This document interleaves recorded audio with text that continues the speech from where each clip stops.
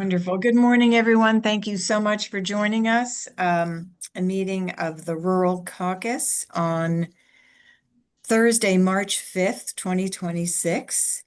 We have a bunch of bills to get through, so I'm going to turn it over to my co-chair, Delegate Greist. Thank you, Delegate Ziegler. I think where we had left off, I think we're finished through this spreadsheet, I believe. We had Delegate Jacobs, which I sent him inadvertently the wrong link to this meeting, so we may have to give him a couple of minutes to log in. I do apologize about that. He has 5 bills. 3 are from the Waterman's Caucus, and he has 2 ag bills. And he said that he had a really good hearing, I think, yesterday on House Bill 1400, and it looks like that's going to move. So, and I think with Charlotte, I think she's on the call. I think we finished everything from your list, didn't we? Yeah, good morning. Yes, you did. Okay. Does Delegate Jacobs have the link? I will send it to him right now.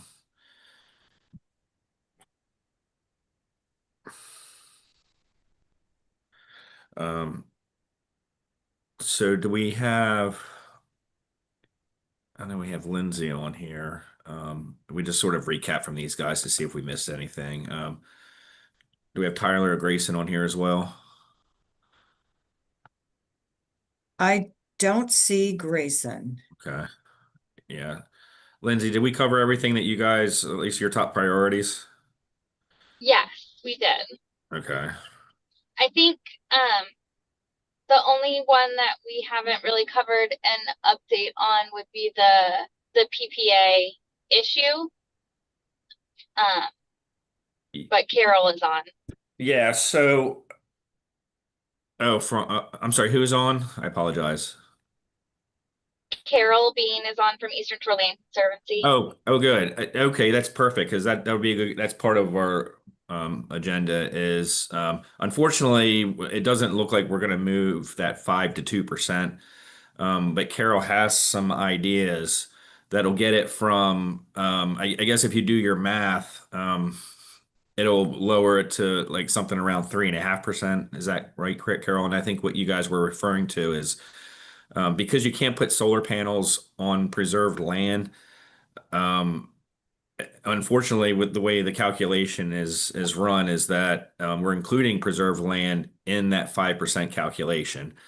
And now, if we were to take that out, because you can't put solar panels on them anyway, it would actually reduce the amount of acreage that we're calculating in this. Is that correct? Yeah, we used the Department of Planning's protected lands database. So that includes sort of, all types of protections.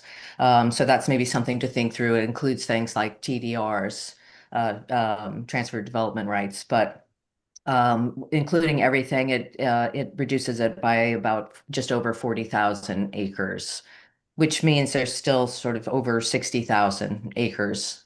So it's and I think from our perspective, it's including those lands is inflating what that 5% is. Because you can't put it on those acres. So if you include that in the total, you'll end up with greater than 5% build out under the current structure on unprotected lands. And it's just I think it was an unintended consequence from the RECA, but what it's really also using is conservation easements as a conversion tool, which is problematic. So there's sort of two issues that we thought this amendment would address, and we did present it as an amendment to Senator Gallion's bill, and I think I sent around some draft language to be considered. Is there a cross file on Senator Gallion's bill? Because we were looking at, I would say we were looking for a vehicle that we could attach this amendment to, and we couldn't find really anything that made too much sense on the House side. Yeah. So maybe what we can do, if our caucus members are okay with it, rather than drafting the amendment, or we can attach amendment to a letter, and send it to, I guess it would be E&T. You guys are Delegate Ziegler, you guys are getting all these solar bills now, aren't you? We are. I would like to see the Can you just amendment. watch the Rural Caucus stream and take notes for any bills that they endorse. I'm gonna do the same, but then we can just cross-reference. Delegate Hornberger, no, that's not you. I'm hearing somebody's not on mute. Yeah, I would love to see the amendment language. Certainly. That would be great. Thank you so much. Is that your subcommittee, Delegate Ziegler? I don't think Your so, ag- no. your I ag, think okay. that's gonna go to Regina Boyce's subcommittee. Okay. I'm guessing. Madam Co-Chair, Yes. on the amendment, the lady was talking about, does that take out the marshland and the woodland? Because the problem in our county is we have over 200,000 acres, but we only have 30,000 acres of farmland. And of that farmland, probably 30, a third of it is already in programs or solar panels already. So we're down to 20,000 acres of farmland that's available for solar. And if you take 3.5% of all the marshland and woodland in the county, you're still putting solar panels on there half our acres. And we're the cheapest land in the state. And that's why it's all coming down there. So if she hasn't taken out the woodland and the marshland, she's really not helping us at all. Carol, do you want to address that? Well, I think it removing any acres that are under conservation easements, right? So that could be all types of programs. Right, right. Right? It's not just what are the farmland acres. So it's any sort of protected lands, removing that from the acreage consideration. And then the 5% would apply to that, the unprotected lands. Well, I don't think we're going to have a very heavy workload on Tuesday. And so, Carol, if you wouldn't mind sending us that amendment, along with any supporting documents that you have. I know you had some maps and that sort of thing Yep. as well. If you could send that to us, and we'll make sure that our members get it, and then we can discuss this on Tuesday. And what I would suggest we do is just draft a letter to the committee, just indicating this might be, a pretty good compromise, and one that actually makes sense, that, to take out those areas you can't build solar panels anyhow. Right. And then we can revisit this discussion on Tuesday. And I talked with our chairman on E&T, and Chairman Corman seemed to be receptive to it. Now, Mako was supposed to have a bill that they thought was going toward the 5%, but when I talked to the guy from Mako about it at a hearing, he said it was dead on arrival in the Senate. And that's why they weren't going to propose their 5% bill. It was because they felt that it was dead on arrival in the Senate. Now, that's what he told me. Okay. Because I've been talking to a lot of people about trying to get the 2% bill to 5% and only on the acres available for solar panels. Chairman Corman said he thought that might be a workable option, that 2% was off the table. That was too few acres. But when Mako said it was dead on arrival in the Senate, and that's why they hadn't pushed it, I kind of shut up and got in my lane. Something that I have been wanting to do ever since I got here, I have not been able to persuade anybody to do anything more than say, yeah, that's a good idea, is to send out a survey to landowners all over the state and try and find out, if you could put solar panels on your property, would you? And if so, what kind of percentage are we talking about? Because we are really flying blind here in terms of who wants to do what. And we've never tried to assess that. There's always been an assumption on the part of some people that, on the part of opponents, that everybody would cover every acre they own with solar panels if they were allowed to do that. And I I know that's not true because it's not true for me. So I know it's not true for everybody. But I do wonder how many people it is true for and what we're actually talking about. So I'm just gonna throw that out there one more time. And I know that's not gonna happen. But anyway, I Yeah, do what look I'd forward be, to seeing the amendment. yeah, I'd be afraid if we do that, and then it'll get into the hands of, these oil people who are actually the solar people, and then they'll start knocking on some doors, and that's the last thing I think we want to do. Delegate Johnson, I see your hand up. Thank you, Mr. and Mrs. Co-Chair. I want to make sure that as a caucus, we're being consistent when we look at issues. This solar bill was, first it was voluntary.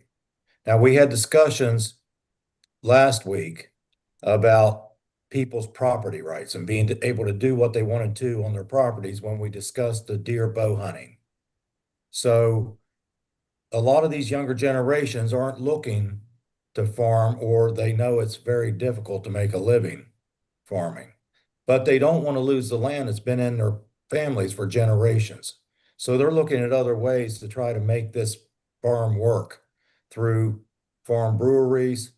It may be portions of it as solar panels, whatever. But I want to make sure we're consistent when we talk about people's property rights and people having the right to do what they want to do on their properties. And I just wanted to throw that 2 cents in. Thank you. No, and that makes sense. That's something I've been advocating for the last 20 years is property rights. With solar though, the only wrinkle in that is that it's not a true market enterprise. We're using, hundreds of millions of dollars, if not billions of dollars across the country subsidizing solar. And we're giving, and because of that, the offers to lease that land, we're getting about $400 an acre for farm. That's what a farmer has to pay a landowner, on irrigated land in order to lease that property. And they're getting, anywhere from $3,000 to $6,000 an acre. And that money's not coming from the solar developers. That money's coming from taxpayers. So that's the wrinkle in all this. That's the big difference. So when we're arguing property rights in this case, and it is a threat. It is a serious threat to our number one industry. Carol, I think your hand. Yeah, Oh, I'm sorry, Delegate Ziegler. I apologize. I just, first of all, want to say a hearty me too to Delegate Johnson. But I'm worried that this is a debate that is important and interesting, but that we should table it or we're not going to get through anything because we are talking about moving this to Tuesday. Not that we can't, happy to recognize Carol Bean, but you know what I mean? I could argue about this all day. Sure, that's right. We did last year for over an hour. I remember I was on the floor. I was surprised that Jazz let me go as long as he did with CT on that bill. But he did. It was over an hour. But anyhow, it was good times. Carol, did you have another comment? just quickly on that, I would just for a point of clarification that, in terms of the property rights, and then happy to move on. That those have, in the case of an easement, right, those have already been sort of realized. That was also a landowner's choice to enter into a conservation easement. So I don't see it as inconsistent with the sort of broader issues of excluding those acres. They do allow sometimes on-farm solar or things like that, but it's just you've sold the development rights, and so you can't do the commercial one. So that was already a landowner choice. And then you now have a legally binding, deed restricted, on the property for solar. So just to make that point. Delegate Anderson, you have your hand up. You're muted, Delegate Anderson. Yep. Yes, yeah. Just one quick clarification on that. In this bill, we're not limiting solar. We're just putting it back in the hands of the planning and zoning in the county, like any other thing they want to add to their farm, whether it's a building or whether it's anything. They have to go through proper planning and zoning, and that's all in this bill. I understand we're doing is we're putting control back in the county and taking it away from the state of Maryland. Right. Is that Delegate correct? Anderson, I just want to make sure your camera is off while you're driving. Oh, no, it's all right. We're good. It's, well, it's. if Bothering wouldn't you? mind- If you wouldn't mind, that would be great. Thank Yep. you. Okay. Thanks very much. All right, so yeah, we'll go ahead and table this for Tuesday. And it is a very important topic because it does affect our, and when I say number one industry, the number two industry in the rural parts of Maryland aren't even close. But we have let's revisit a couple bills that Delegate Jacobs had in regards to the Waterman's Caucus. And one was House Bill 1400. This bill had a hearing, and according to Delegate Jacobs, it was a pretty good hearing, and it looks like that bill will move. So, we want to get as many wins in our rural caucus as we can get, and this might be one of them potentially. So I'll turn this over to Delegate Jacobs. Well, the hearing was yesterday, and the we had actually agreed with the Senate amendments prior to all the parties involved in the legislation, and everybody came to a kumbaya moment. And Can you tell us what this bill is again? I'm sorry. it puts the aquaculture industry and the public commercial oyster fishery in the same posture as far as the suspension and penalty or revocation penalties. For years, they were held at two different standards. And last year, when I got the lifetime revocation bill changed to first offense was a 5-year suspension, and then the second offense would be lifetime revocation.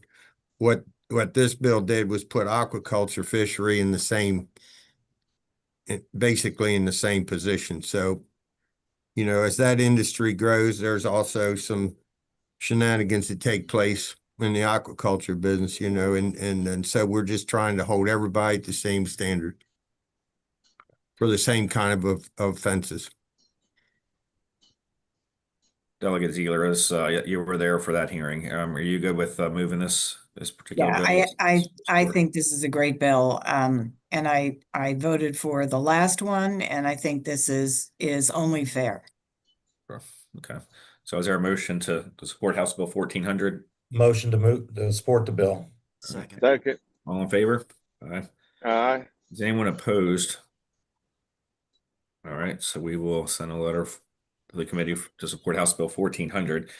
All right, so the next one didn't have as much fanfare, but it is an important issue. And there's you guys in the committee, when it comes to rotational harvest, know how important it is to get that shell back on top of the sediment to make sure that the spat attaches to it and it just doesn't kill that oyster. But this is very adamantly opposed by the environmental community. So Delegate Jacobs, do you want to make a couple comments on that? This is a bill that probably won't move. Well, I think that were good points made in the hearing, pointing out some of the problems that we're running into. This was a 5-year, these 46, we're not talking about the big 5 restoration projects. We're talking about the 46 others. They were supposed to be a 5-year study that began in 2009, and here we are 16 years later. They basically haven't had any investment or any kind of work done on them. Most of them have gone the opposite way. And so this was a bill that would give an opportunity for rotational harvesting. 4 of the 46 that were located at various parts of the Chesapeake Bay, not all in one spot. And the investment would come from the county oyster committees, the work and the investment. That we're not asking for the state of Maryland, for funding for this project. But, there's the environmental side. Just they don't want to see anything ever change as far as these sanctuaries go. But, they're losing their value as they silt over. You get no spat sets. Your habitat is lessened because they're just silting over. So the bars are, instead of generating larvae and life, it's really going the other way. So this was an effort by the industry to get 4 of them basically in a better position. But like I said, the environmental side, they want to see everything put in sanctuary forever, which is, in my opinion, many others, the wrong way. But this, I doubt that bill's going to pass, but there were some, I think we pulled the Band-Aid off of what OAC is doing and not doing. And so, there's some positives that came out of the hearing, even though, it's a split no matter what, whenever. The oyster wars of the 1800s have never stopped. It did feel like that, I must say. But I And totally I'm happy to agree. be the captain at the table at the time. I don't care. I totally agree that for I'm- those of us who know nothing about this, I'm a fourth generation Waterman, and it's in my blood, and I think the real deception and the misunderstanding is that we want a sustainable fishery for generations to come, and I think that's where we don't understand each other. To be honest with you. I think a lot of them think that we want to catch the last oyster out there, and that's far, far, far from the truth. they seemed pretty intransigent, but do you feel like there's any opportunity for amendments or coming together at all about this? Not on this bill. I mean, DNR. The heck of it is I did this exact thing in 2014. Did the whole project. I have documentation from start to finish, very successful. And OAC was in business at the time, but DNR didn't take it through OAC. We signed a contract, all of us did, very bipartisan. The department agreed to it. We made the investment. We did everything we were asked to do. It went very well, and we were asking to do the same thing again, but now all of a sudden DNR said, "Oh no, we got to send this to OAC." And my opinion is that they have the experts at the Department of Natural Resources that should be able to approve or direct any of these kind of projects without sending it to a committee made up of bunch of people from all over state. All it does is tie everything up in red tape for God knows how long. They only meet every 2 months for a couple of hours, and you really, with 33 members, you're not going to get much done. It's a deliberate attempt to slow things down, in my opinion. And this is one of the top priorities for the industry, isn't it, Delegate Jacobs? It's been for years. Even though I think it's not going to help our percentage for the caucus, I think it's still important that we do support. It's probably our second biggest industry next to agriculture. I know. But so I'll make a motion. Jeff, I just want to be honest with the caucus that, I felt like it was a good hearing, but reality is I don't know that bill is going to pass as it was submitted.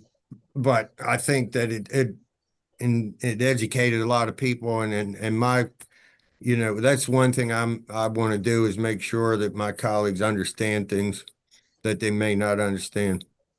Yeah, we had University of Maryland, the Harry Hughes Center. They did a budget briefing about a month ago, or actually it was right before. It was probably second week of session. And I asked that very question, asking if they were supportive of rotational harvest, and in their testimony they were. So I mean, at least the scientists at the University of Maryland understand the value of getting that shell back on the bottom, or so rather than being buried. Does anybody oppose this bill? I just want to ask that first before I. Okay, is there a motion to support House Bill 1388? I will make a motion to support it. Okay. I'll second it. All right. All in favor, say aye. Aye. Anyone opposed? Okay. Could someone remind me the bill number? I'm sorry. 1388. Thank you. Losing my mind. All right. Mr. Chair, Yes. just real quick point. The lady from the Chesapeake Bay Foundation testified yesterday that there's no science to back up that turning the shell up on top is beneficial. So you and But we I also think have turning the science, we have shell other up scientists who say that it is. See, increases that's the chance for spat attachment, and Chesapeake Bay Commission says it's no science to back that up. Just to let you know that. okay. Thank you. Those are the only two Waterman bills, right? Delegate Jacobs, I think. The other three are ag related. And There's one more that's rockfish reporting that's on the 11th, recreational reporting, because right now, where there's an estimated 700,000 recreational fishermen in the state of Maryland, and there is no mandatory reporting for their catch. So we're making all these baseline realignment regulation that's going through the pipeline right now. It's going to shut down the whole month of August this year, and quota changes over the last 10 years. Significant. The commercial quota has been reduced by 45.5%. So there's a lot of quota and seasons that are being radically changed, with the biggest fishery not reporting. And so all I'm asking for is good science, Let's just have the right numbers. If you're going to make these radical changes, then let's have all the information we can get. And that's what that bill is asking for. For whatever reason, they don't want to do it. They And just what make was a that guess. bill number? Oh, that one is 1535. 1535. Thank you. But that's I tell them all the time, we're not afraid of good science. We want a complete picture. If you're going to make these kind of radical changes, let's make sure we got everything that we can get in making that decision. And who's this is a reporting mandate to whom? Is it DNR or is it? Yes. Okay. So it would be like on an app on your phone, like a recreational fisherman would be able to click on the app and say, hey, today I caught whatever. Yeah, they do that in Virginia. They They have do it, they do it in a lot of states. Yeah, it's the fishing identification number. And then anytime you catch certain species like cobia, you have to report that catch on that app actually, and it's actually not very difficult to do it. But this doesn't mandate that though. This just mandates that we get information. Is that correct?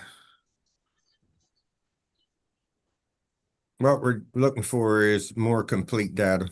Gotcha. Okay. Basically what you just said in the reporting of cobia, we're asking for it for striped bass. What I would say is that most of these sportsmen and women that are catching these fish are already posting them on Facebook. So I support this common sense amendment. They're not fish. They're not fish stories anymore. Exactly. Unless there's, I mean, the AI, I guess, can like do a pretty good job of making something look like a fish that may not be. So, all right. Is there a motion to support House Bill 1535? Yeah, motion to move favorably. I'll second. All right. All in favor, say aye. Aye. Opposed. All right. So Caucus will support House Bill 1535. All right, so then the next two, one is for ag equipment. Before we leave aquaculture, I just wanted to mention Delegate Sample Hughes is 947. This is way above my pay grade. I just don't know the answer to this. I know it's controversial. Became controversial when my apologies, co-chair. We get riled up. Delegate Jacobs and I get riled up about this. And I did yesterday when the lobbyists for Chesapeake Bay Foundation came in my office and want to, try to play games on another subject.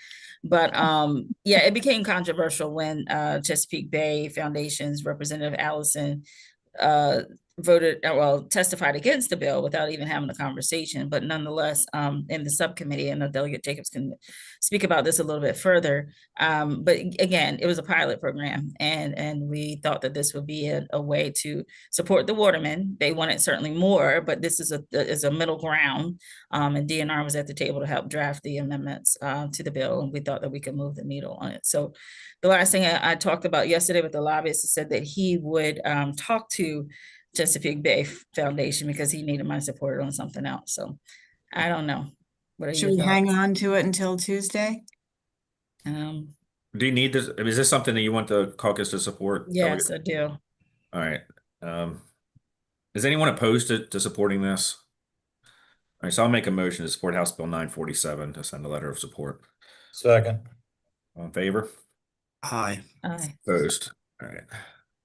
Thank you. Actually, yeah, Delegate Ziegler, to your, I appreciate you reminding us of that. Are there any other seafood industry waterman bills that anyone can think of that the caucus should consider? Okay.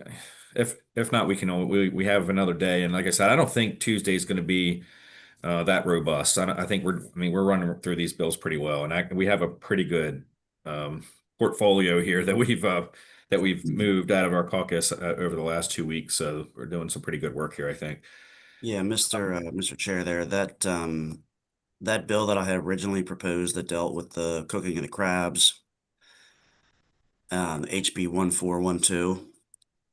After speaking with the DNR and the health department yesterday, and the commercial watermen, they're looking at moving the cooked crabs to the same posture as the oysters. As you know, the oysters are highly regulated. And if you run afoul of that, you can have license revocation. So they're looking at potentially just adding the crabs in that same category, to where if you're cooking the crabs and selling them without a health department license, then you could lose your harvester license. So hope to have a solution here between those two groups in the next few days, but I just want to put that on your radar because it does now move purely to a DNR bill.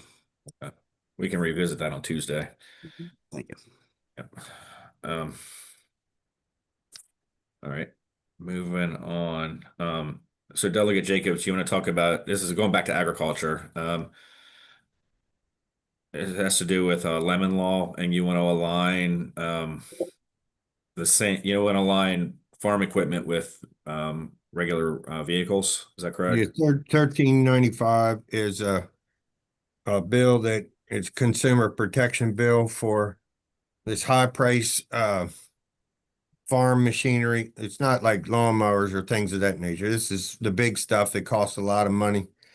And, it's not a frequent problem, but there are these occasional problems when farmers get caught, with a big $500,000 piece of equipment sitting there that they can't get fixed when they need it. And some, they work on 2 or 3 or 4 times. They can't get the bugs out of it, with all this electronics that are in them nowadays. And I've got constituents that, have had this problem.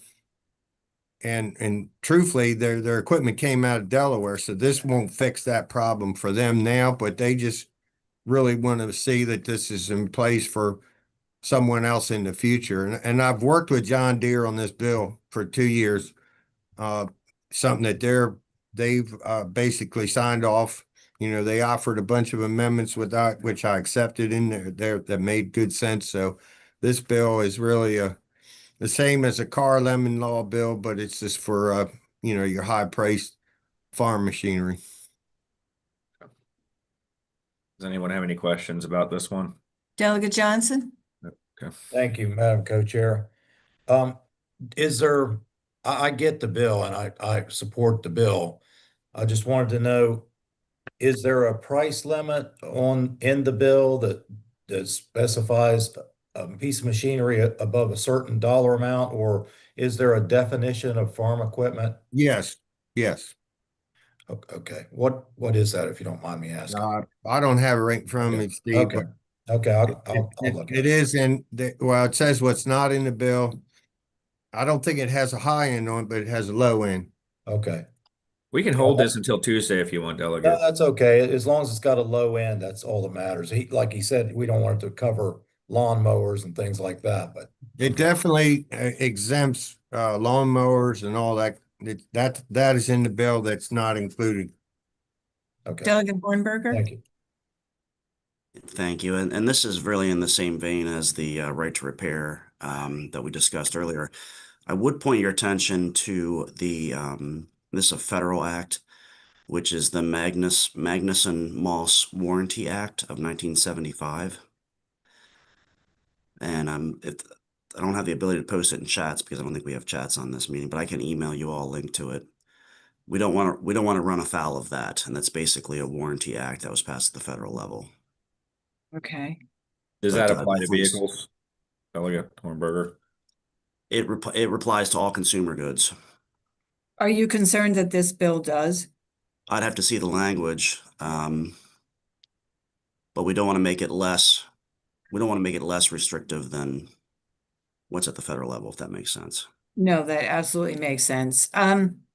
I see Lindsay Thompson's hand up, but maybe we should hold this. Yeah, Until but I Tuesday. support the concept. It sounds like a great bill. Lindsay? Did you want to say something?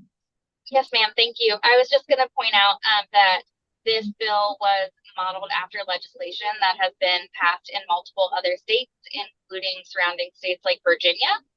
And it has not created issues with the Federal Warranty Act.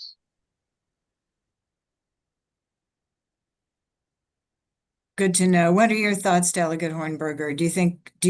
Would you feel more comfortable if you just had a chance to really look at it, or? Yeah. I think you already said you're going to hold it till Tuesday, Yeah. right? Yeah. Are you okay with that, Support it. Delegate Yep. Grice? Oh, yes, of course. Yeah. Yeah, okay. So we will just learn something. I've never even heard of the Magnuson-Moss Act, so that's great. Thank you. All right, so the next one's going back to solar, but this will be a lot less controversial. So this has to do with safety, and one of the concerns that we have, and this is coming from our Caroline County commissioners, a big concern that they have with battery storage is being able to potentially put out a fire. And so I'll let Delegate Jacobs, he's taking the lead on this particular issue. So And this he's is- also a former firefighter as well. This is this is a for the best system. So it's utility grade battery storage, not not the small stuff. MIFRE at this time, they don't train for this, and it's, if you've ever looked at some of these runaway events that have happened in America and around the world, they're pretty catastrophic. They want people with 5 mile radius to leave when these things go off, and so what I'm asking for in this bill on behalf of counties in my district that are getting approached by this battery storage issue, and it's a big issue this year, is that the training and any specialized equipment that would be needed at that fire company or any mutual aid fire companies right there, that it would be paid for by the owner or operator of the battery storage system. That it's not on the hook of the county or it's not part of what MIFRE's done at this point. So I guess it needs to be funded by somebody. And so what this bill does is say that the owner operator of that battery storage system would pay for any specialized training or equipment needed in that specific site where the battery storage unit is located. Yeah, I would assume that the manufacturers of these battery storage units, and and I think there's only one in the PJM service area out of the 13 states. There's only one utility scale battery facility that I would assume that they have some sort of standard on how to put these fires out if there were ever to be one. I would assume that. Do you know the answer to that, Delegate Jacobs? Well, now they just adopted the NFP 855 standard that went into effect in June, which gives it some specificity, but we still don't have clarity in the state of Maryland on the training part of it. The MIFRE doesn't train for this, and that's who trains firefighters. Right. So what this bill does say, if any training for where these are located, that owner operator is going to have to pay for it. Okay. And Sorry. any specified equipment, specialized equipment, I don't know what they may need, but these are catastrophic runaway events on these utility scale battery storage systems. If you Google it, you'll see. And so this is addressing a concern that came up by the commissioners in our district. Delegate Johnson? Thank you, Madam Co-Chair. I haven't seen the bill, so the bill specifies strictly commercial, so it's not going to affect residential folks that have solar and battery storage. No, this is the utility scale. Okay, thank you. Yeah, as far as we know, there are none in Maryland yet, but they want to come in, and I'm working on an energy project on the Eastern Shore and working very closely with Delmarva Power, and it is a major priority for them that we do build out some battery storage because it'll make things much easier for them as far as reliability. So it's going to come. We just want to make sure that we get the fire suppression in place. I mean, you see what a battery car can do. They just have to basically let it burn out. This is on a much larger scale, so we just don't want to put our local folks at risk, and we also don't think that our local our taxpayers should be have to pay for this fire suppression equipment. Well, I So we like can that, hold this Bill. till I'd like Tuesday. Yeah. Are we going to hold it or are we Yeah, well, going let's hold it. Yeah, sounds like you guys need want more information, which is good. So Delegate Anderson, I'm just worried about the time. Yeah. oh, that's the last one. Real quick, our commissioners and our citizens have some environmental questions about these battery storage. Some of our places are 2 to 3 feet above water level in the ground, and they're very concerned about these battery storage, and that Maryland needs to come up with some environmental restrictions on where they can be, and that's not very clear yet. Not that I think that needs to be an amendment to this bill, but it's something we need to look at. Fair enough. All right, that's all we have, delegates. Does anyone else? What time? How are you doing time? We have It's about 5 it's minutes. quarter of, so we have a couple Okay. minutes, which is great. Does anyone else have any bills that they can think of that we haven't touched on this session that you think we should support? We also have that one amendment that's still out there. That Delegate Andre Johnson was. I don't see him on the call. I don't know if he had an opportunity. I'm here, Mr. Oh, are Co-Chair. you? Okay. Yep. Okay. Yeah, Very good. so in reference to my bill, the Cherish Act bill, the concerns aren't with my bill because my bill only deals with the PSC. It's Delegate I think it's Delegate Baylor's bill, and that bill is Bill 230. No, I'm I think sorry. it's 1268. Yes, sir. So my bill has nothing to do with CAFOs or anything like that. Okay, good. All right. I think we're, as I understand it, I see Grayson is on the call, but as I understand it, we're talking to Delegate Baylor there's still some discussions going on about that bill to see what we do. I'm sorry, Madam Co-Chair. I just wanted to make that distinction that this has nothing to do with 1287. It has something to do with Delegate Baylor's bill. Right. Okay. Well, yeah. Thank you for doing that research on that. Grayson, did you want to weigh in very quickly on this? This is an important issue for. Yes, thank you, Delegate Johnson. And I actually realized that as we were in the middle of that discussion in our last meeting. So I got the two confused, and that was my fault. But I did have a discussion with Delegate Baylor yesterday, and it went okay. He referred me to the advocates. I'm not sure how that conversation will go, but I'm talking with others as well. So I'm still expressing the serious concerns we have about it. Would it be helpful? I mean, I have an amendment drafted. Would it be helpful if the caucus supported this amendment to strike animal feeding operations? Because it doesn't make sense to be in the others. That's fine. I'll even vote for the bill if that's helpful. But it doesn't make sense to me, given all the restrictions that's already in place to separate these operations from the general public. And in the amount of feedback that the public has in these these applications, I mean it's already so restrictive, and to restrict it even farther, it doesn't. And I understand the purpose of it. I mean, we don't want to be putting, industrial, manufacturing with, and right next to, high density neighborhoods, but that's not the case on farms, Well, I think that, that is definitely a concern, but more so our concern is that, we're being put in this bill as a trigger for at-risk census tract, along with, you know, proximity to mining operations, emitting power plants, hazardous waste landfills. Among actually that's it, and CAFO permits. So it's putting us in a category where we just don't belong as a non-discharge permit. And keeping in mind that, you know, the proximity that they're listing in this bill to CAFOs covers, I looked at the map and it covers a large portion of the Eastern Shore.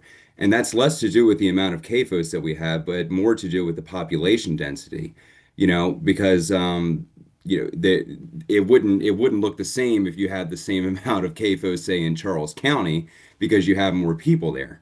But so it's going to complicate the permitting process for us. I don't think it's appropriate that we were included in this definition, but we would certainly love to be stricken. I don't know how that's going to fly with the opponents. I think maybe looking at population density and putting that somewhere in the definition would be more appropriate and maybe more digestible to the other side, but I will leave that up to you. I can certainly send this caucus some suggested committee or some suggested amendment language.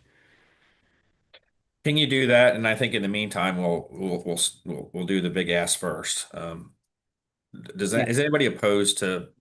I mean, this is an ag issue, and this is a rural issue that I we're think not- it might make sense before we actually, I mean, that would be great if Grayson could get us some amendment language, but if you can give us just a little time to have some discussions with the sponsor, I think that would be really helpful.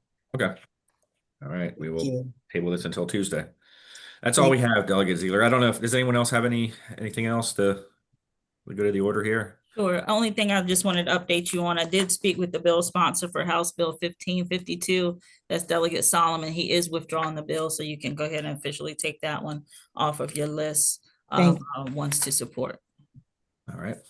Thanks so much. Very You're good. welcome. Well, All right. appreciate what everybody's doing here. And I think that this is a very successful inaugural year for the Rural Caucus. And then, yeah, and I guess we'll just end it here and we will see you guys on the floor. Thank you both for your All right. leadership. Thank you. Thanks so much. Yeah. See you soon.